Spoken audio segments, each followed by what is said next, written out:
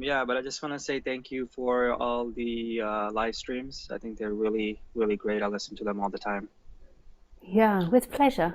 It's a pleasure, Mark. So I had a question. Um, so with me personally, I got into non-duality about it's when I started studying Buddhism. Hmm.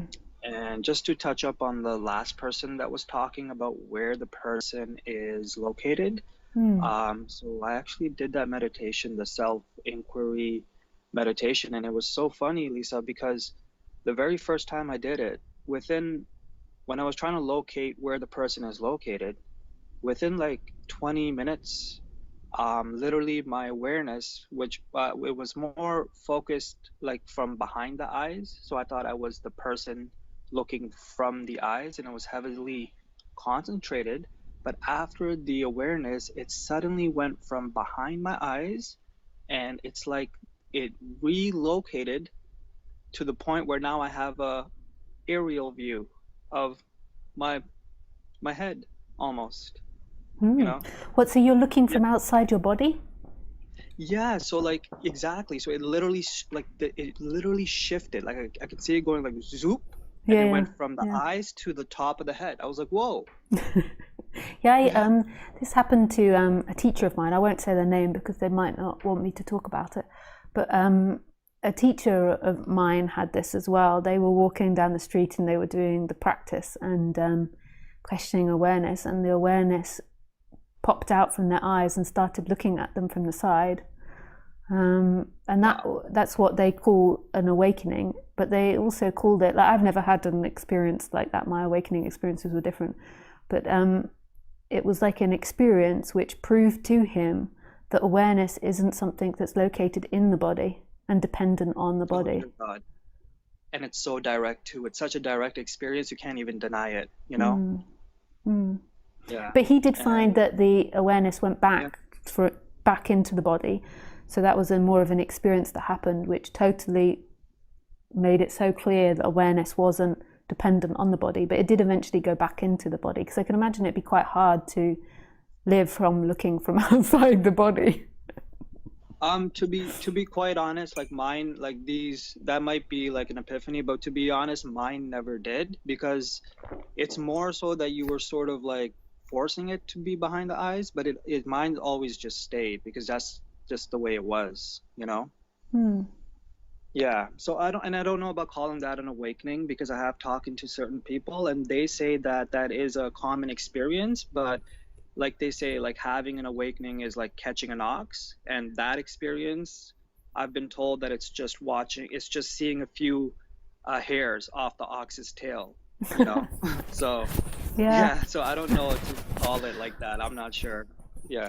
yeah. And maybe I call, in comparison to other people, I call awakenings, I say it quite liberal. Like, so the way that I mean awakenings is like, shit, it's not like something big or grand. It's just like a shift in perspective. You have all these, you can have like really small awakenings, intellectual awakenings, heart awakening, Right. love awakening. Whereas other people that Right. you speak to might have like more of a defined, like awakening is like enlightenment or something, or stream entrant, or like the Buddhists maybe have more defined terminology of what that means. Like I remember Right. with Buddhism, I think I remember they had like these 3 or 4 different awakenings, and that was all that could happen in the Buddhist group I was in. Like you had the stream entrance, and then something else, and then something else, and then nirvana, I think. So so I just use it really liberally. Like I even call like an intellectual understanding, I call it the intellectual awakening. Yeah. Right. Right. Exactly. Absolutely. Yeah. Yeah. So yeah, that's kind of how my journey sort of started. Oh, nice. Um, yeah. And so my question to you was basically like when I do watch these non-duality videos, something is heard. But also like with my character, it's been through a lot of like psychological trauma. Mm. So when I speak to some other people, I let them know, you know, there is something, definitely there are some traumas, but a lot of the non-dualists are saying that is just um, part of the illusion. It doesn't really exist Yeah. that much as you think it does. Now, when I see your videos, I sort of gravitate to it a little more just because you talk about that healing traumas and having a better life experience. It's gonna certainly help you in that, Mm. you know? So It is, there's a yeah, big, yeah. but it is ultimately illusion, even trauma. Like, so Okay. everything that goes into time is illusion, and it is something that exists with a body mind, like the mind or the body. We don't really know how traumas work, but they become part of the mind body, and they get attached to that mind body. But it's not really truth, because it's something that belongs to the past. Like, so trauma is something that happened to you apparently in the past, and it's not really happening now, but your body has a memory of that trauma, so it gets repeated now. So it's like Right, it right. doesn't always Yeah. get repeated. It's like dependent. So like sometimes it does, sometimes it gets triggered. And my experience with trauma is that it's better to work with somebody that's specialized in traumas, because there are ways of diffusing the trauma. And my experience now of trauma is that if you don't handle it in a sensitive way, then it will progressively get worse over time. Like, so say if you've been, I'll give you an example. So say if you've been traumatized by shopping malls. So say you're in a shopping mall and a bomb went off, and you're afraid of shopping malls now and big spaces like that. So then if you don't deal with it, and if you don't get help specializing in that type of trauma, your natural tendency will be to avoid shopping malls. This is like a really simplistic explanation of it. It's so much more complex. Yes. But Yes, I completely understand. your Yeah. natural instinct will be to avoid that place of trauma. So you will stop going to the shopping mall, and it will actually become bigger. So it will Right. become of a worse and a worse place. So this is how things like agoraphobia begin to start, is that you stop going to the place which traumatized you, and then that which traumatized you becomes a bigger and bigger thing progressively through time. So then when we get into this subject, then the next stage is we get into this subject and we think, okay, I'm going to go meditate in shopping malls, to face my trauma. But then I would also recommend working with someone, because what you can do, and what I certainly did when I was when I was waking up, or maybe even still have sometimes done it with traumas, is that you go there and then the trauma gets stuck and it repeats itself. So you go in and you're meditating and it repeats itself, and then it doesn't really decrease or increase. It's just stuck in the trauma loop. So I would work with somebody that's studied trauma and really an expert in it. They might not speak about non-duality, but you don't need it. But there are definitely activities that can be done to reduce trauma and to make it really clear when you're getting stuck in a trauma loop, and to really decrease the energy in it so that you're not accidentally increasing it. Because if you don't deal with it, like, so say with the shopping mall example, you will it will become bigger. Like through time, it will get more. So Right. it's just the Right. nature of it. I completely understand like where you're coming from. That's exactly what it is. I think there's a book called The Body Keeps the Score. Yeah, that's a And great book. Yeah. yeah, amazing. And you're absolutely, and a lot of the things that I was doing, I found out because my trauma was mainly from me being a child. I never found like a well sense of being. So I would always be putting myself into situations where there would be conflicts, until I realized that I'm doing this like almost subconsciously, like it's almost just happening by Yeah, itself, yeah, yeah. you know?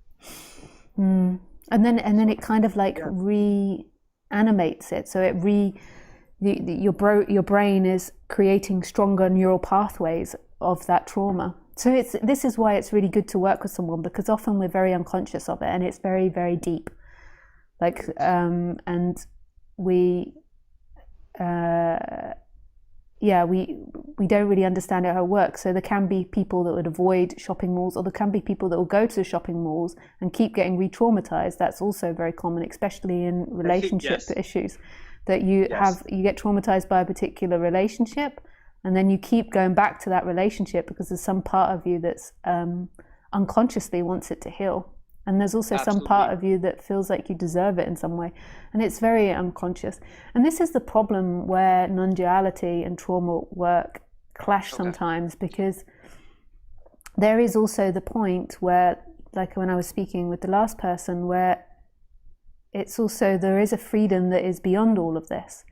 But it doesn't mean you don't tidy the cage, like, because the cage will begin to get very, very messy if you don't keep it tidy. Like when I say cage, I say, I don't really mean that in a bad way, but I mean the cage is in the person. Whether you're free or not, it's best to keep tidying the person. Like keep, Okay. because it's, even though it's not real, the body has certain reactions, and we seemingly live through these stories. There is seemingly this life that is played out. So yeah, and it is the difficulty, because also I see, I work with people or I speak with people, and I can also see how they get obsessed with fixing themselves, and that's not it as well. It's like a gentle balance. It's like seeing things very specifically. Okay, so this is working on myself, but then you want to spend a good portion of the time like really experiencing what you're experiencing, not going over what's happened or how to fix yourself or how to be a better you. But then equally, you want to spend a good amount of time understanding what keeps pulling you into time, what keeps pulling you into illusion and into the person. Okay. Okay. So are you saying like eventually when we work through these traumas, we're no longer going to get pulled into the person? Or Um, uh, no, I'm not saying that. I don't think. okay. So the person is just gonna be, it's like the body laptop sort of Yeah, is yeah, just gonna be is gonna be sort of not pulling itself into these situations where it's heavily looping in a cycle of yeah, yeah, trauma, yeah, yeah. basically. And Okay. what will um, eventually happening is the seeking will decrease. So you can also you can decrease the trauma, which isn't seeking, that's just trauma, that's part of what bodies go through.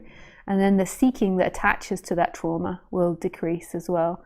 And as that seeking decreases, then there will be more of that light shining through. There will be more space for that which you truly are to be seen. So it's the seeking energy which actually veils it. It's not actually the trauma that veils it, which is kind of crazy because you feel like it would be the trauma. The trauma is Yeah, that's a what I would have natural thought. a natural process that happens to everyone. There's very few people that go through this life without experiencing trauma. So it's a Right. natural process that happens, but because of our conceptual thinking, we don't process trauma very well. And then you've got on top of that this seeking. And the seeking is the belief that freedom is in time, that freedom is in constant pain and the avoidance of pleasure. And then that exacerbates everything. But we've also got this problem where, because we can conceptualize time well, this also confuses our trauma. So we How's that? don't, well, in the sense that because we can think about our traumas and we can think about what we're afraid of and we can reimagine it again. So with my dog Khaleesi, so something that she's scared of is gardeners. I don't think that she can lay there particularly and we will be in conversation. I'll mention the word and gardener and it will come up in her memory. And then she'll start imagining gardener and she'll start re-traumatizing herself. I don't think she's got that ability. Like animals, I don't really think have this ability to get stuck in trauma. Whereas because we've got this imagination and we've got this ability to think in time, we kind of have got to this place where we're not responding naturally to trauma very well. We're kind of getting stuck in thinking loops. And that's not necessarily seeking those thinking loops. That's part of this like little bit of a problem that we've got as humans, that we've got these like vivid imaginations. And it's an evolution process that I presume will change and eventually we'll begin to deal with our thinking mind and our imagination and trauma in a better way. So that's one issue that we have, which isn't related to separation. And then the next part, which is the separation, is the seeking, the belief that freedom comes in pleasure, and pain is the end of freedom, and that's an illusion. Your freedom is this moment, always this moment, always this alive presence, this emptiness that is all. Right. Right. Okay. Yeah, That's a lot that's to amazing. take in. I've like really blasted you with information. No, not to be honest, not really. You're just making it more clear because this is Okay. something that I've been sort of, looking at like for the past month straight. So it's just Yeah. putting things into focus. Yeah, absolutely. Yeah, and the reason I ask is because also me seeking like non-duality, getting interested in it, I wanted to make sure personally that I'm not trying to bypass Mm. something like a spiritual bypass Mm. and be like, oh no, everything is okay. Let me just, it's not even real. It didn't happen. When in Yeah. fact that if something did, it's important to do it, you know? Mm. Yeah, totally. Yeah. And also, okay, just had one last question. Also, I don't know if you know this individual. His name is Frank Yang. No, I don't. Okay, well, he's heavily known in the spiritual world, and so he does Vipassana. He does all of those things, and what he emphasizes on is slowly breaking down the layers of the individual, and basically he's saying as you peel the layers off, that your lens, how you view the world through, is going to be like much more clear. And he said that his reality basically completely changed because he could literally experience infinity, because the layers that we built on upon ourselves, he slowly started like dissolving everything until it just went to just the awareness. And then he said even the awareness itself got dissolved, and now he's just like, his angle is like, it's like it's like a camera almost. Mm. So I don't know if, do you know anything that what he's talking about, or does that make any sense? I think it's impossible to really know what other people are talking about unless you really study them or you're inside them. Right, right, yeah. So I don't really want to comment on the way he speaks because I really don't know Okay. like all the bits that came around that explanation. But it's really beautiful, and I really enjoyed listening to it. Right, right. Yeah, it's basically body scanning, and you're saying, wait, I'm not this, I'm not that. And even when you're looking, like some people when they view the world, there's a little bit of layers on them. Like they may be looking from a sense of the individual that maybe has been traumatized, maybe believes it to be this. And when you completely take away all of those layers, it's just the awareness that's left Mm. almost. That's, I don't know. But yeah, I was just thinking if that's something that should be I done or just, not. yeah, no, I really hear you, but I just don't really want to Yeah. comment on other people's teaching. Right. Right, right, right. Yeah. Of course. Of course, yeah. Yeah, it's Um, beautiful in itself, you know, when somebody teaches, it's like art coming through and there's a whole complexity to it and like it's a massive thing. And just to hear one bit, you can't really do that. But have right, to, right. Absolutely. But yeah, I guess that was basically that was basically it. yeah, And lovely. Yeah, thanks for calling in. I enjoyed speaking with you. yeah, no problem, Lisa, Yeah, definitely. yeah, Keep listening thanks. to you and watching your videos. It's so helpful. Oh, nice. Thanks, Mark. Okay. All right. Yeah, enjoy Bye. the rest of your stream. Thank you. Bye. Okay, bye.